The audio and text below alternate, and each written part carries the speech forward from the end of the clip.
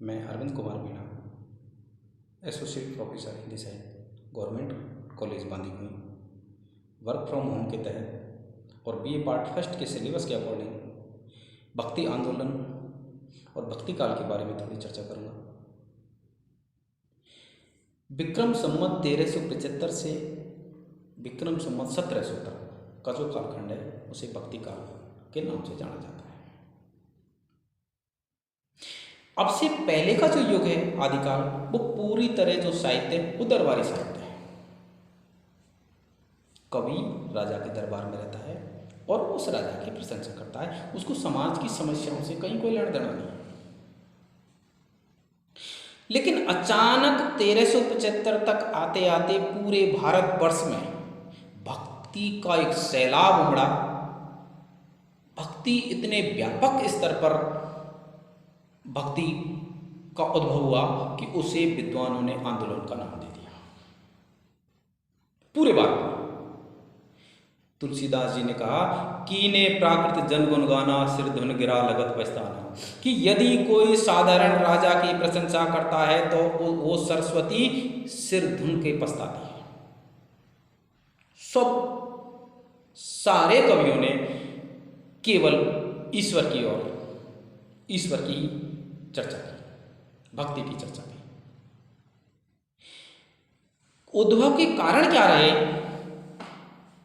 अब अलग अलग विद्वानों ने, अलग अलग आलोचकों ने इसके अलग अलग कारण बताए। 4 मत मुख्यतः उद्भव के कारण में आते हैं। पहला मत है आचार्य रामचंद्र शुक्ल और बाबू गुलाब राय का।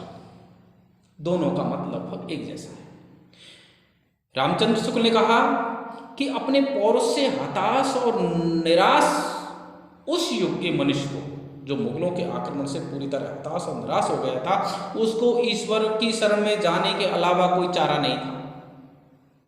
इसी तरह की बात बाबू गुलाब राय करते हैं कि हारी हुई मनोवृत्ति का आदमी 2 काम करता है। या तो वह हार को भूल जाना चाहता है भोगविलास में पढ़कर, या फिर वह अपनी आध्यात्मिक श्रेष्ठता दिखाता है, ईश्वर की ओर चला जाता है। तो बाबू गुलाब राय और रामचंद्र शुक्ल ने भक्ति को भारत में हताशा और निराशा का परिणाम माना। एक जो दूसरा मत है, कबीर, हुमायूं, आबिद हुसैन जो विद्वान है, वो मानते हैं कि भक्ति भारत में इस्लाम के प्रभाव के परिणाम स्वरूप आई। कबीर का जो एकेश्वरवाद वो इस्लाम के प्रभाव का परिणाम है। ये विद्वान मानते हैं कि भारत में जो भक्ति का उद्भव हुआ वो इस्लाम की वजह से हुआ। तीसरा मत ग्रियर्सन, विल्सन, वो मानते हैं कि भारत में भक्ति का प्रादुर्भाव ईसाईयत की देन है। उन्होंने तर्क दिया कि मद्रास के आसपास 15वीं सदी में कुछ ईसाई आके बस गए थे और उनके प्रभाव के परिणाम स्वरूप भारत में भक्ति का उद्भव हुआ।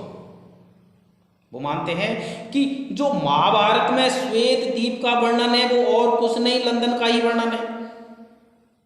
और जो आपके कृष्ण जो गाय चराते हैं वो और कोई कृष्ण नहीं, वो हमारे क्राइस्ट हैं जो जानवरों से प्रेम करते हैं। तर्क था उनका। 3 तर्क हो गए। हताशा निराशा का परिणाम बाबू गुलाब राय और रामचंद्र शुक्ल के अनुसार, इस्लाम के प्रभाव के परिणाम स्वरूप कबीर, आबिद हुसैन, हुमायूं ये तर्क देते हैं। ग्रियर्सन और विल्सन तर्क देते हैं ईसाईयत के प्रभाव के परिणाम स्वरूप। लेकिन आचार्य हजारी प्रसाद द्विवेदी इन तीनों ही मतों का खंडन करते हैं। ना तो वो हताशा निराशा का परिणाम मानते हैं, ना ईसाईयत की देन मानते हैं, ना इस्लाम की देन मानते हैं।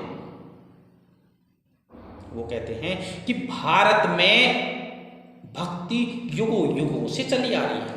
उन्होंने नारद भक्ति सूत्र, सांडिल भक्ति सूत्र, महाभारत के भीष्म पर्व जिसमें भक्ति का विश्लेषण हुआ है, और नारद भक्ति सूत्र जिसमें 9 प्रकार की भक्ति, श्रवण, कीर्तन, स्मरण, पाद सेवन, अर्चन, वंदन, दास्य, सख्य, आत्मनिवेदन, 9 प्रकार की भक्ति का विश्लेषण है। उन्होंने इन ग्रंथों के आधार पर माना कि भारत में भक्ति बहुत प्राचीन, उन्होंने भक्ति का जो स्रोत है वो प्राचीन दार्शनिक भक्ति ग्रंथों को माना।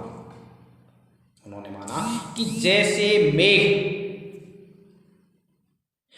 बरसात में जल बरसाते हैं लेकिन वाष्प लेते हैं वो समुद्र से, उसी तरह ये जो वाष्प ली उन्होंने भक्ति की वो प्राचीन धर्म ग्रंथों से ली है।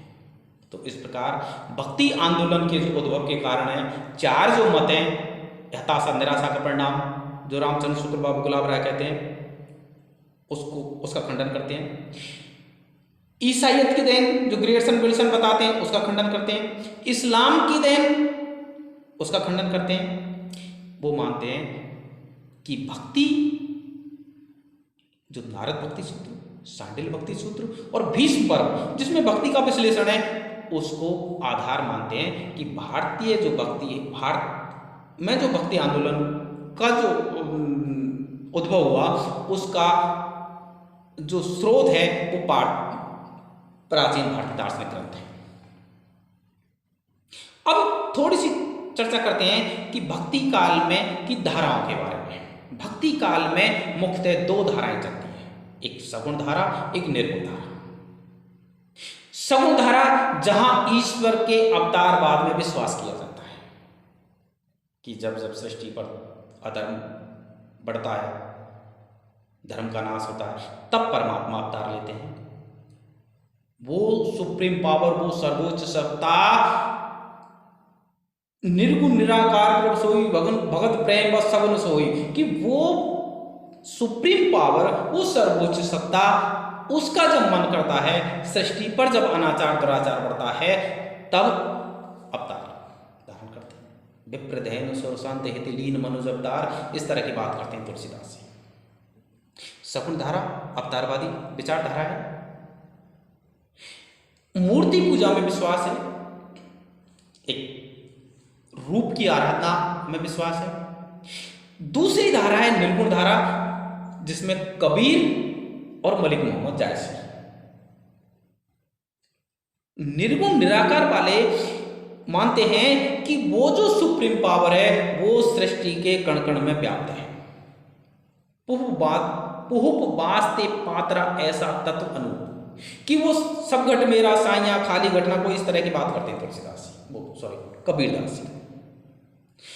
दो धाराएं, सगुण धारा, निर्गुण धारा। सगुण धारा में भी दो मार्ग निकले, एक कृष्ण मार्गी, एक राम मार्गी। राम मार्गी के प्रवर्तक कवि तुलसीदास जी और कृष्ण मार्गी के प्रवर्तक कवि सूरदास जी। निर्गुण में भी दो धारा निकली, एक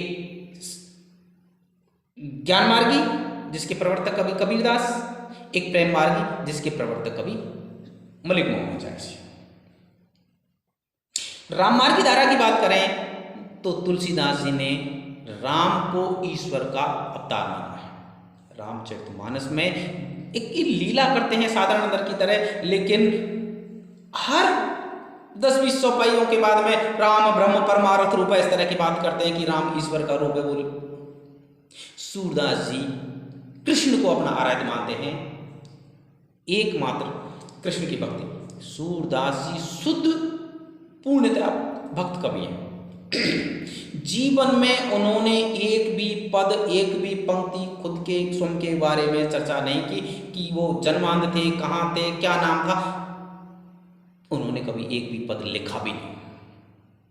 उनके जो शिष्य थे उन्होंने उनको लिपिबद्ध किया, उन्होंने लिखा। उनका एक दैनिक दिनचर्या थी कि सुबह से शाम तक एक कृष्ण के बारे में पद जोड़ते थे, शाम को कृष्ण की प्रतिमा के आगे उस पद को सुनाते थे। ये कृष्ण लीलाओं का गान करना एकमात्र उद्देश्य था सूरदास जी का। समाज की समस्याओं से उनको कोई सरोकार नहीं, पारिवारिक समस्याओं से कोई सरोकार नहीं, प्रासंगिक क्या समस्या, उस समय कालीन समाज किस दिशा में कोई मतलब नहीं। उनको तो एकमात्र भरोसो दृढ़ चरण के रोके कृष्ण के चरणों के अलावा, शरणागति के अलावा कहीं कोई मतलब नहीं। तुलसीदास जी समाज को की समस्याओं को साथ लेकर चले। इस तरह सगुण धारा के दो मार्ग, एक कृष्ण मार्ग, एक राम मार्ग।